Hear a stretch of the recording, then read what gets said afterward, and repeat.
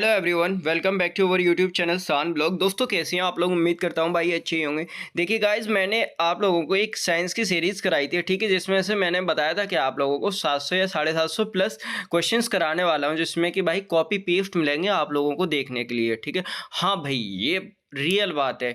आप लोग plant operator या मेंटेनर के पेपर में जाकर देखेंगे तो इस सीरीज में से आप लोगों को 100% क्वेश्चंस मिल रहे हैं। अब पहले वाली वीडियो कैसे देखेंगे, ठीक है, इससे पहले वाली लगभग मैंने 5 से 6 दिन पहले ही अपलोड की थी, उसको जाके देख लेना। अदरवाइज इस वीडियो के एंड में जाके, जैसे ही ये वीडियो आप एंड करेंगे, ठीक है, उसमें अपने आप आ जाएगी वो एंड स्क्रीन पे, ठीक है, तो आप लोग देख सकते हैं। और भाई 10 के सब्सक्राइबर होने में सिर्फ 100 सब्सक्राइबर बाकी हैं, उसके बाद में आपको free of cost study material मिलने वाला है एंड फ्री ऑफ कॉस्ट आपको कोर्सेज मिलने वाले हैं बहुत सारे, ठीक है।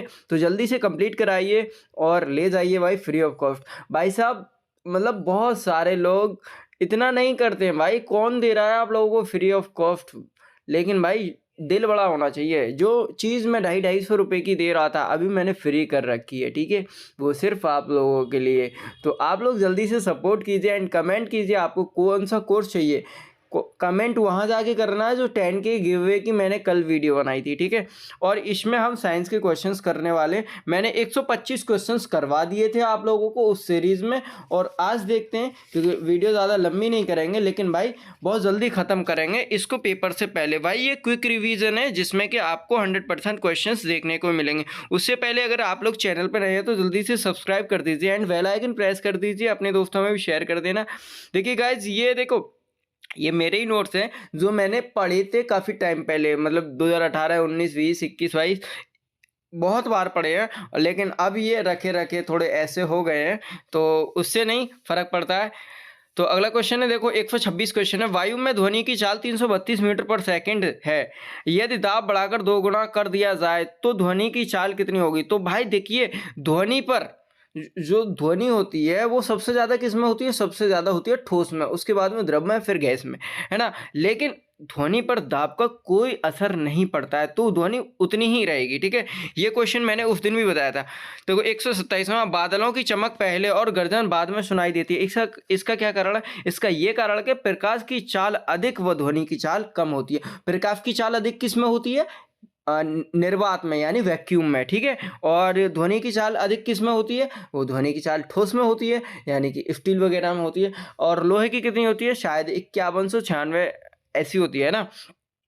अगला क्वेश्चन है 128, मैक अंकों का प्रयोग किस वेग के संबंध से किया जाता है? वायुयान का वेग, मैक अंकों का, मैक अंक जो होते हैं, मैक अंक डिजिट, ठीक है, उसका प्रयोग वायुयान के लिए किया जाता है, ठीक है। साधारण बातचीत की ध्वनि की तीव्रता होती है, साधारण बातचीत जैसे हम नॉर्मल बातचीत कर रहे हैं किसी से, तो कितनी होती है? 30 से 40 डेसिबल, ठीक है।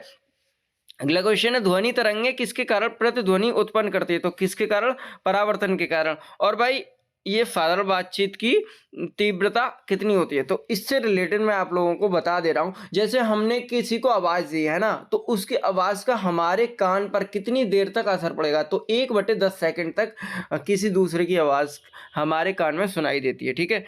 और अगला क्वेश्चन है, ध्वनि तरंगें किसके कारण प्रतिध्वनि उत्पन्न करती हैं? परावर्तन के कारण। 131, ड्रॉपलर प्रभाव किससे संबंधित है? तो ड्रॉपलर प्रभाव किससे संबंधित है? परावर्तन से। अगला क्वेश्चन है 132, किस प्रकार की तरंगों का प्रयोग रात्रि दृष्टि उपकरण में किया जाता है? तो किस प्रकार की? अवरक्त किरणों। 133 क्वेश्चन है, कौन सी तरंगें शून्य में संचरण नहीं कर सकती? तो भाई ध्वनि तरंगें शून्य में संचरण नहीं कर सकती। और गाइस देखिए, मैं आप लोगों से कह रहा हूँ, अगर मैं भी कोई जल्दी में इसमें मिस्टेक करता हूँ तो आप लोग कमेंट करके ज़रूर बताइएगा कि भैया मिस्टेक हो गई यहाँ पर, ठीक है। क्योंकि भाई हम भी इंसान है, गलती हमसे भी हो जाती है, ठीक है भाई।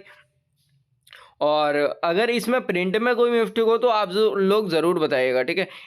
134 क्वेश्चन, एक स्त्री की आवाज़ का पुरुष की आवाज़ से तीक्ष्ण होने का क्या कारण है? तो उच्चतर आवृत्ति, ठीक है, उच्चतर आवृत्ति। लेकिन स्त्री की आवाज़ पतली क्यों होती है? तारत्व के कारण। किसके? तारत्व के कारण। इको साउंडिंग का प्रयोग 135, इको साउंडिंग का प्रयोग किसके लिए किया जाता है? समुद्र की गहराई मापने के लिए, ठीक है। एकॉस्टिक विज्ञान क्या है? ध्वनि से संबंधित एकॉस्टिक विज्ञान मैंने मार्क क्यों किया हुआ है। जब ध्वनि तरंगें चलती हैं तो वह अपने साथ क्या ले जाती हैं? ऊर्जा।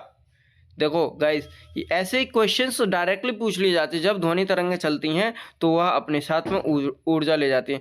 देखो 138 क्वेश्चन, ठोसों में अणुओं के बीच की दूरी कितनी होती है? ठोसों में अणुओं के बीच की दूरी कितनी होती है? 10⁻⁻10 मीटर। अब यहीं पर हम लोग एक परमाणु की त्रिज्या भी 10⁻⁻10 मीटर होती है और नाभिक की त्रिज्या कितनी होती है? 10⁻⁻15 मीटर। ठीक है, ये होते हैं extra fact related two questions. ठीक है, मतलब अगर आपको उसी जैसा कोई चीज़ मिल रही है तो आपको वही चीज़ रिवाइज करनी है।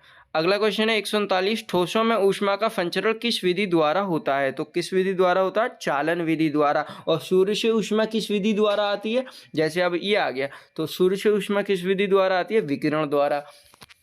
इसको बंद कर देना। किसी पदार्थ के रेखीय प्रसार गुणांक, क्षेत्रीय प्रसार गुणांक तथा आयतन प्रसार गुणांक में क्या संबंध है? तो अल्फा बीटा गामा 1:2:3 का संबंध है। ठीक है, डायरेक्ट पूछे जाते हैं भाई क्वेश्चंस, ऐसे क्वेश्चंस नॉर्मली क्वेश्चंस होते हैं। अगला क्वेश्चन है 141, रेखीय प्रसार गुणांक व आयतन प्रसार गुणांक में क्या संबंध है?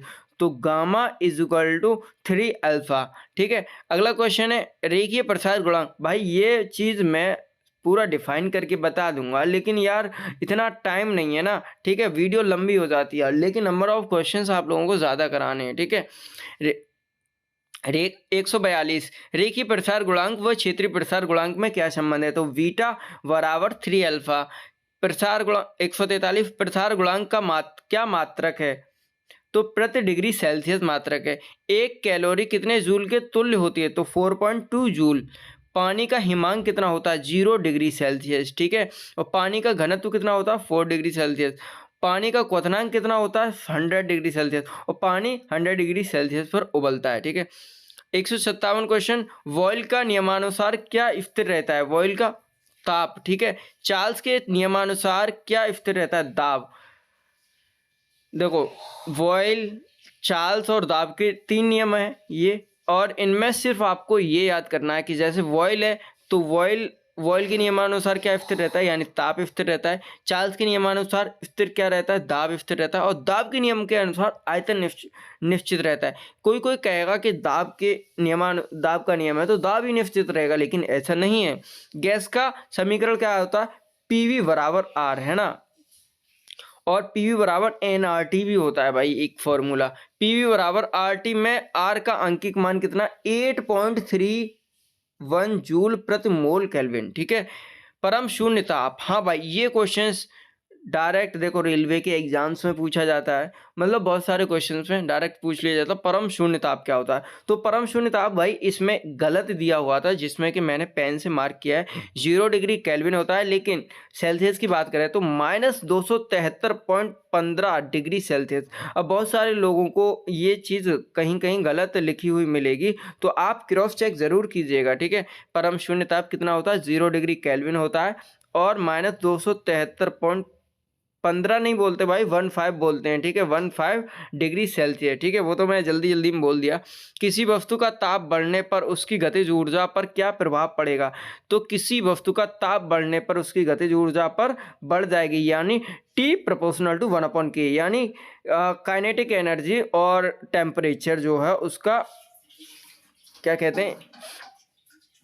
व्युत्क्रमानुपाती होता है भाई, इंग्लिश में तो नहीं पता, व्युत्क्रमानुपाती होता है। ठीक है, जैसे अगर हम टेम्परेचर बढ़ाएंगे तो 1 मिनट, किसी वस्तु का ताप बढ़ने पर उसकी गतिज ऊर्जा पर क्या प्रभाव पड़ेगा? तो बढ़ जाएगी।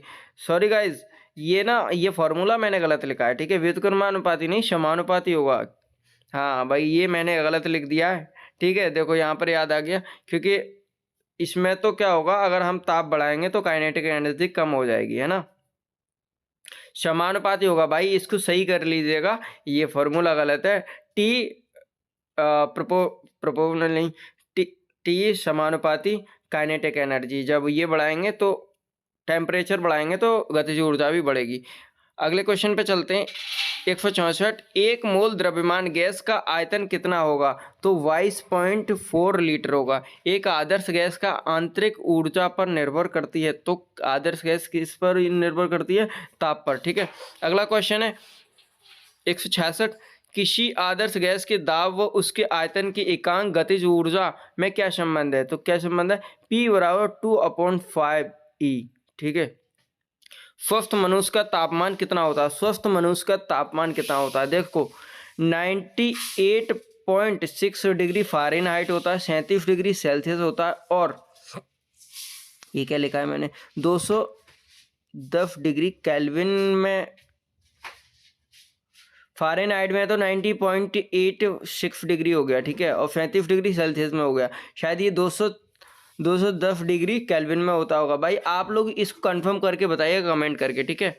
168 क्वेश्चन, दो वस्तुओं के ताप में फ़ारेनहाइट पैमाने पर 63 डिग्री फ़ारेनहाइट का अंतर है, तो सेल्सियस पैमाने पर यह अंतर कितना होगा? 35 डिग्री सेल्सियस। देखो भाई इसका ना एक फॉर्मूला होता है, ठीक है, C/5 करके, मतलब उसमें फ़ारेनहाइट, केल्विन और फ़ारेनहाइट, केल्विन और सेल्सियस में तीनों में संबंध होता है, जिससे हम कोई भी वैल्यू निकाल सकते हैं किसी में भी, ठीक है। सेल्सियस टू फ़ारेनहाइट में निकाल सकते हैं, सेल्सियस टू केल्विन में निकाल सकते हैं, और केल्विन से फ़ारेनहाइट में निकाल सकते हैं, ठीक है। उसका फॉर्मूला आप लोग देख कर जाइएगा, कभी कभी क्वेश्चंस पूछ लेता है। किस ताप पर जल का घनत्व अधिकतम होगा? तो जल का घनत्व मैंने अभी बताया था 4 डिग्री सेल्सियस पर। धातु, अगला क्वेश्चन 170, धातु की एक आयताकार प्लेट में एक छेद कर दिया जाए, उसे गर्म करने पर छेद का क्या प्रभाव पड़ेगा? तो भाई गर्म करने पर टेम्परेचर बढ़ने पर आकार बढ़ जाएगा, है ना। रेल की पटरियों को बीच जगह क्यों छोड़ी जाती है? ये बहुत अच्छा क्वेश्चन है, ठीक है। रेल की पटरियों के बीच में जो छोटी सी जगह छोड़ी जाती है ना, वो ऊष्मीय प्रसार के स्थान मिल जाता है, ठीक है। क्योंकि जाड़े के मौसम में तो उसमें कुछ नहीं होता, लेकिन जो गर्मियों के मौसम में वो अपना जगह चाहिए उसको भाई, वरना पटरी फट जाएगा। अगला क्वेश्चन है, कौन सी 172 कौन सी तापमापी पर ऋणात्मक तापमान नहीं मापे जा सकते केल्विन पैमाने पर? हाँ गाइज, एक और चीज़, इसकी पीडीएफ ना मैंने टेलीग्राम ग्रुप, जो ऑफिशियल हमारा टेलीग्राम ग्रुप है, सॉरी टेलीग्राम चैनल है, जिसमें 2000 सब्सक्राइबर हैं, उसमें आप लोग जाके देख लीजिएगा। इसकी पीडीएफ डली हुई है, मैंने शायद पिन भी कर रखी है, ठीक है। आप लोग जाएंगे उसमें, मीडिया में जाएंगे, मीडिया के बाद फाइल्स में जाएंगे, तो आपको स्टडी मटेरियल मिल जाएगा उसमें, और मैं फ्री भी देने वाला हूँ। अगला क्वेश्चन है 173, ऊष्माधारता का मात्रक क्या है? जूल पर केल्विन, ठीक है, ऊष्माधारता का मात्रक है। और जल के बाष्पन की गुप्त ऊष्मा कितनी होती है? 540 कैलोरी प्रति ग्राम। अगला क्वेश्चन है 175, बर्फ के गलन की गुप्त ऊष्मा क्या है? 80 कैलोरी प्रति ग्राम। और भाप की कितनी होती है? 580 कैलोरी प्रति ग्राम। बंद कमरे में पंखा चलाने पर कमरे के ताप पर क्या प्रभाव? भाई बंद कमरे में पंखा चलाने पर टेम्परेचर बढ़ेगा, ठीक है। 1 ग्राम जल को 0 डिग्री फ़ारेनहाइट से 0 डिग्री सेल्सियस तक गर्म करने के लिए कितनी ऊष्मा की आवश्यकता होगी? 17.7 कैलोरी, ठीक है। खौलते पानी की अपेक्षा, खौलते पानी की 178 क्वेश्चन, खौलते पानी की अपेक्षा भाप से क्या अधिक जलन होती है? भाप की गुप्त ऊष्मा, भाई जो गुप्त ऊष्मा होती है ना, वो अधिक ज्वलनशील होती है, ठीक है, जिससे हमारा हाथ बहुत जल्दी जलेगा भाई। किसकी किसकी अवशोषण क्षमता सबसे अधिक होती है? किसकी? काजल की, ठीक है। अगला क्वेश्चन 180, दोपहर के समय सूर्य से आने वाली किरणें अधिक गर्म होती हैं, क्यों? वायुमंडल में दूरी कम होने के कारण ऊष्मा का कम अवशोषण होना। पूर्णतः कृष्ण पिंड की अवशोषण कितनी होती है? 1। किस विधि द्वारा, देखो अगला क्वेश्चन है, किस विधि द्वारा ऊष्मा का संचरण तेजी से होता है? विकिरण विधि द्वारा, ठीक है। अगला क्वेश्चन है, किस विधि द्वारा सूर्य की किरणें पृथ्वी पर आती हैं? तो किस विधि द्वारा? विकिरण विधि द्वारा। भाई मैंने अभी क्वेश्चन ये कराया था, ठीक है, अभी क्वेश्चन बताया। तो भाई ये क्वेश्चन अभी मैंने कराया था कि किस विधि द्वारा सूर्य की जो ऊष्मा है वो पृथ्वी पर आती है, यानी सूर्य की किरणें पृथ्वी पर आती है, ऊर्जा के कुछ भी कह लो, ठीक है, विकिरण विधि द्वारा। 184 क्वेश्चन, किसी वस्तु का ताप 4 गुना कर दिया जाए तो ऊष्मा की दर कितनी होगी? ऊष्मा की दर कितनी होगी भाई? 256 गुना, ठीक है। अगला क्वेश्चन है, ऊष्मा का सबसे अच्छा चालक कौन है? तांबा। लेकिन ऊष्मा का सबसे अच्छा चालक कौन होता है? इससे भी अच्छा कौन होता है भाई? सबसे अच्छा होता है सर्वाधिक चांदी होती है, ठीक है, चांदी, लेकिन इसमें तांबा लिखा हुआ है। ऊष्मा 186 क्वेश्चन, ऊष्मा एवं कार्य में संबंधित किसने स्थापित किया? डी जूल ने। किसने? डी जूल ने। अगला क्वेश्चन है, एक मनुष्य का ताप 60 डिग्री सेल्सियस है तो यह ताप फ़ारेनहाइट पैमाने पर होगी 140 डिग्री। ठीक है भाई, मैंने आप लोगों को फॉर्मूला मैं बता दूंगा, ठीक है, अभी मुझे याद नहीं है वो फॉर्मूला पूरा, तो मैं बता दूंगा आप लोगों को वो फॉर्मूला, ठीक है, अगली वीडियो में। सूर्य का ताप किससे मापा जाता है? किससे मापा जाता है? पायरोमीटर तापमापी से। और विकिरण पायरोमीटर से कितना तापक्रम मापा जा सकता है? 500 डिग्री सेल्सियस से ऊपर। शीशे की छड़ जब भाप में रखी जाती है तो उसकी लंबाई बढ़ती है, परंतु चौड़ाई पर क्या प्रभाव पड़ता है? यानी चौड़ाई अपवर्तित रहता है। आणविक संगठन द्वारा ऊष्मा का संप्रेषण क्या कहलाता है? संवहन। अगला क्वेश्चन 192, कौन सा द्रव ऊष्मा का अच्छा चालक होता है? तो पारा यानी Hg, ठीक है, ये जो है ऊष्मा का सबसे अच्छा चालक है। 193, सूर्य विकिरण का कौन सा भाग लेकर सोलर कुकर को गर्म करता है? अवरक्त किरणों द्वारा, ठीक है। ग्रीष्म काल में सफ़ेद कपड़े पहनना अच्छा होता है, क्यों? सफ़ेद कपड़े का ताप अवशोषण कर लेता है, ठीक है। थर्मस फ्लास्क का आविष्कार किसने किया? डिवार ने किया, ठीक है। 196 क्वेश्चन, तेज हवा वाली रात्रि में ओस क्यों नहीं होती? वाष्पीकरण दर तेज होने के कारण, ठीक है। गला बैठ रहा है, सॉरी। 197 क्वेश्चन, ठोस कपूर से कपूर वाष्प बनाने की क्रिया को क्या कहते हैं? ऊर्ध्वपातन। भाई जहां भी कपूर का नाम आ जाए समझ लो डायरेक्ट ऊर्ध्वपातन लगा देना है, ठीक है। मनुष्य आर्द्रता से परेशानी महसूस करता है, क्यों? पसीने का आर्द्रता के कारण वाष्पित न होना, ठीक है। और अगला क्वेश्चन है 199, किसी द्रव का उसके क्वथनांक से पूर्व वाष्प में बदलने की प्रक्रिया क्या कहलाती है? वाष्पीकरण। फ्रीज में थर्मोस्टेट का क्या कार्य है? अगला 200वां क्वेश्चन है, एक समान तापमान बनाए रखना, ठीक है। फ्रीज में जो थर्मोस्टेट होता है, और फ्रीज में कौन सी गैस भरी जाती है? आप लोग जरूर कमेंट करके बताइएगा, ठीक है। 2 गैसें होती हैं, उनमें से कौन सी भरी जाती है ठंडा होने के लिए? तो आप लोग ज़रूर बताइएगा कमेंट करके। और भाई वीडियो हो चुकी है देखो 17-18 मिनट की। अगले 200 के बाद में क्वेश्चंस हम लोग कराएंगे नेक्स्ट वीडियो में, ठीक है। तब तक के लिए आप लोग मुझे इंस्टाग्राम और टेलीग्राम पर फॉलो कर सकते हैं। And thank you so much. I hope कि आप लोगों को वीडियो अच्छी लगी होगी, और अगर अच्छी लगी है तो जल्दी से लाइक कर दीजिए, अपने दोस्तों में शेयर कर देना। Okay, thank you so much.